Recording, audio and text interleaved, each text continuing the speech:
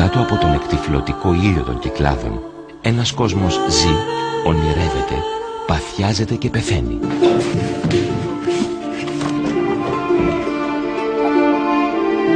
Ήταν δυστύχημα. Πάει και η δελόγια. Και στους ήχους του υπάρχει πάντα η αγάπη, ο έρωτας και η ελπίδα. Όταν με κοιτάς δεν υπάρχει τίποτα κακό στον κόσμο. Σε περίμενα τόσο καιρό. Σε λατρεύω. Η αίθουσα του θρόνου, οι γλυκές αναμνήσεις και τα ένοχα μυστικά. Εγώ αναγκάστηκα να χτίσω τη ζωή μου πάνω σε κάτι σπασμένο. Η αίθουσα του θρόνου, το μυθιστόρημα του ακαδημαϊκού Τάσου Αθανασιάδη, Με κάνεις να φοβάμαι. γίνεται μια μοναδική δραματική σειρά εποχής. Μην νομίζεις ότι μετάνιωσα.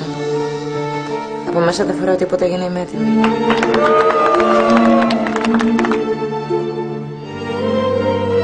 Η αίθουσα του θρόνου, μια μεγάλη παραγωγή του Μέγκα. Σκηνοθετεί η Πηγή Δημητρακοπούλου.